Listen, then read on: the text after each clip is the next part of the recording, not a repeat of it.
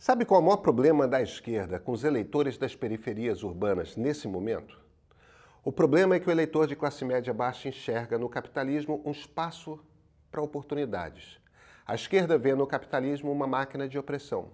Muita gente de esquerda acredita que o eleitor está iludido. A gente tem o direito de achar sempre qualquer coisa.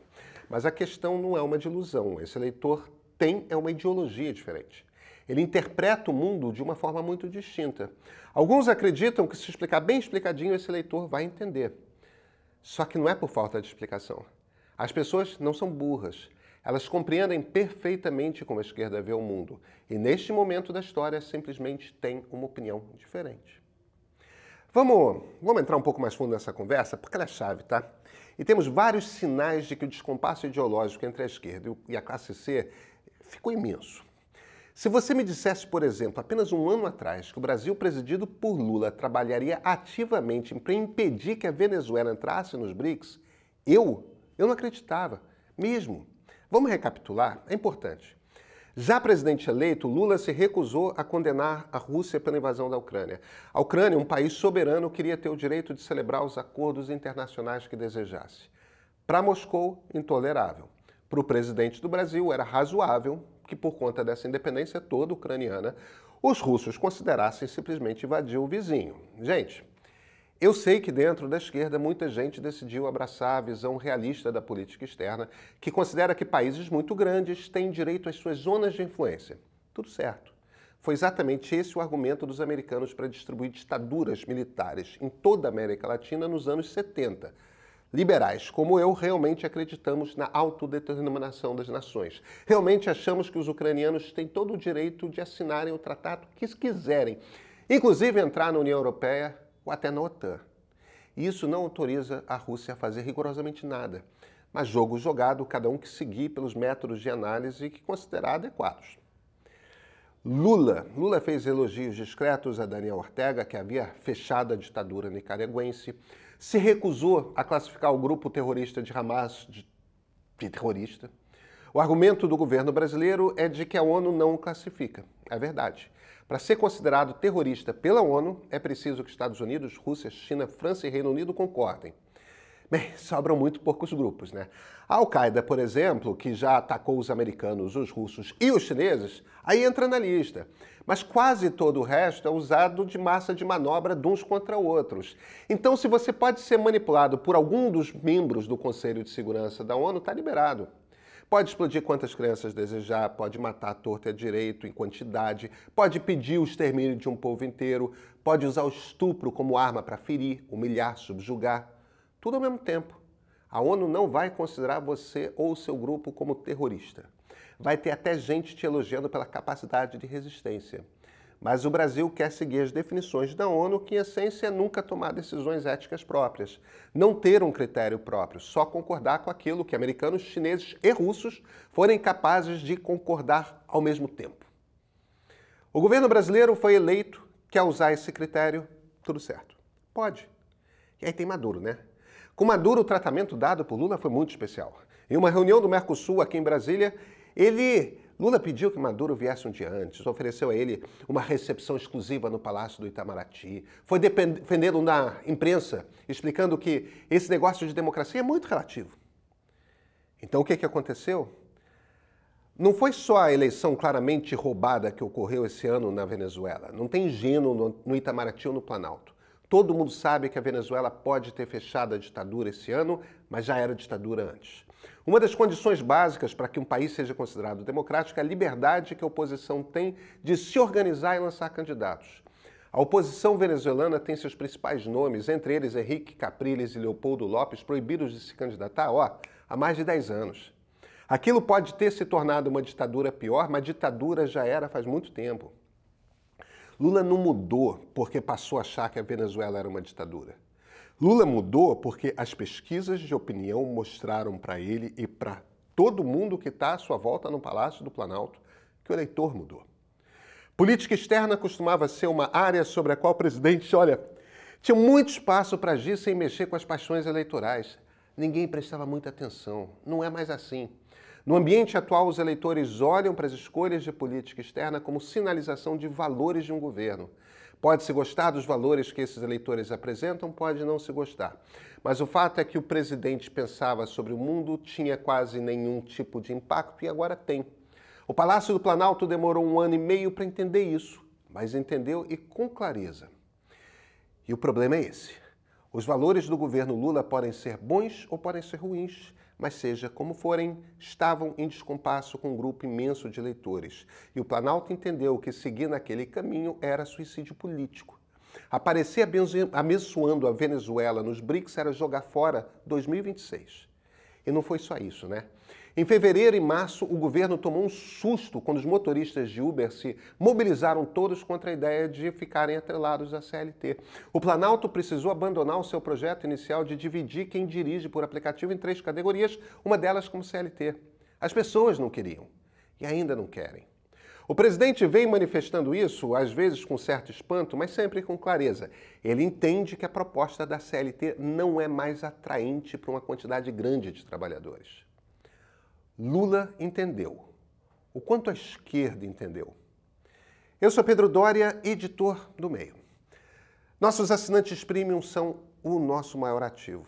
Para retribuir o seu apoio, quebramos a cabeça para oferecer mais conteúdo relevante e de formas diferentes para eles. O Meio Premium, nosso canal de streaming, foi feito para isso. Agora, além de servir como entretenimento e informação, ele também pode ajudar a sua formação e o seu aprimoramento profissional.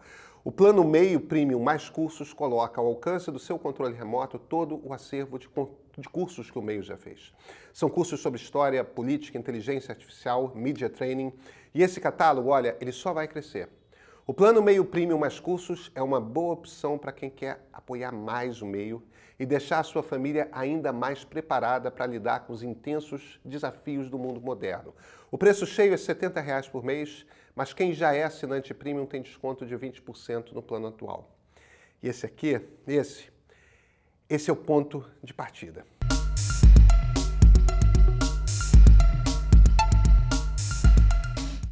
Hoje vocês vão precisar ter uma paciênciazinha comigo, que eu estou saindo de uma crise de asma, então ainda estou recuperando um pouco o fôlego. Mas ó, a coisa que eu mais ouço de amigos, de fontes, de comentaristas, de vocês aqui, quando são pessoas de esquerda, é que a direita iludiu a classe C.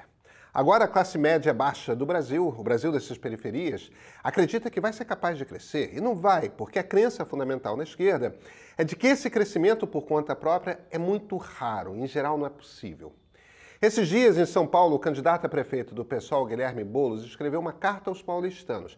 Ele afirma o seguinte, textualmente, tá? Entre aspas, reconheço também que pelo nosso propósito de sempre olhar para os invisíveis, muitas vezes nós da esquerda deixamos de falar com tanta gente que também batalha, sofre o dia a dia das periferias e que buscou encontrar sua própria forma de ganhar a vida. A periferia mudou. Pois é, não é só Lula, né? Boulos também está dizendo que compreendeu o recado das urnas. Tem um monte de gente de pesquisa contratada pela campanha apontando o dedo ali para os números. Ou tenta reverter o discurso anterior ou vai perder feio. Ele entendeu que, para ter uma chance de ganhar, e está difícil, precisa falar essas coisas. Mas compreender o que é preciso dizer para o eleitor não é o mesmo que compreender como o eleitor pensa, porque o problema é ideológico. Sabe qual é o problema aqui? De novo, a política externa brasileira é anti-americana. Onde os Estados Unidos estão, o Brasil está do outro lado. Enquanto isso, o brasileiro médio está sonhando em viver o Brazilian Dream. Ele quer viver num país como os Estados Unidos. Vamos lá, porque isso aí é toda uma visão de mundo. O buraco é bem mais embaixo. A visão dominante na esquerda considera que o sistema econômico capitalista divide a sociedade em classes e que quem tem controle do capital subjuga todo o resto. O Estado serve então para se impor ao poder econômico e impedir que a sociedade fique desigual demais. Por isso precisa ter muita regra, precisa controlar muito qualquer negócio. Só que, ainda assim, é preciso crescer. É preciso desenvolver. E como se cresce a economia se boa parte do povo é oprimida por quem controla o dinheiro? Só tem um jeito. O Estado define que setores da economia têm maior potencial de aumentar em volume e estimula essas indústrias. A ideia é que, se crescerem, vão gerar empregos. Empregos de que tipo? Empregos CLT.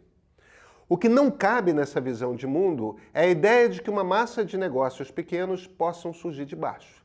Isso não é possível porque, caramba, ou você acredita que o capitalismo oprime, ou você acredita que o capitalismo é um sistema econômico realmente capaz de gerar oportunidades.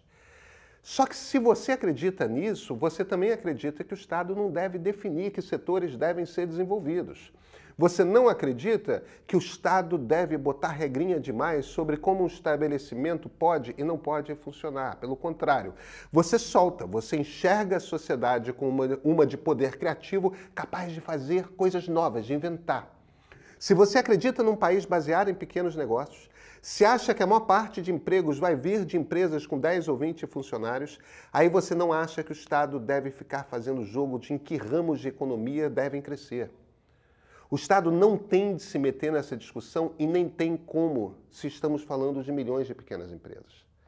Deixa acontecer, vê onde está acontecendo e entra lá para descobrir que infraestrutura falta para dar a base, para melhorar aquele sistema. O problema fundamental é um de visões muito distintas de mundo. O discurso da esquerda pode mudar, só que se não mudar a maneira de entender o mundo, o fracasso eleitoral seguirá. Tem alternativa? Tem, claro. Convencer a classe C, metade do Brasil, de que eles não têm qualquer chance sem o Estado ao seu lado. Boa sorte. Meio Premium não é só entretenimento, análise e informação. Meio Premium também é educação, conhecimento e aprimoramento profissional. Se você já fez ou pensou em fazer um dos cursos do Meio, essa oferta é a sua cara. Meio Premium mais cursos é o novo plano de assinatura do Meio. Nele, além de conteúdo exclusivo em texto, acesso ao nosso serviço de streaming e uma série de benefícios, você também ganha acesso a todo o acervo de cursos do Meio. Os cursos podem ser acessados facilmente pela interface do Meio Premium, seja por aplicativo ou via browser. Atualmente, são 6 cursos abordando temas como História, Política, Inteligência Artificial e Media Training. Esse número vai crescer conforme os nossos cursos saírem do período de lançamento e entrarem no acervo. Você pode assistir aos cursos quando quiser, onde quiser, utilizando a interface do Meio Premium na TV, computador ou celular. Tudo por R$ 70 por mês. Uma economia enorme quando comparada com o preço de lançamento dos cursos. Aproveite essa oportunidade.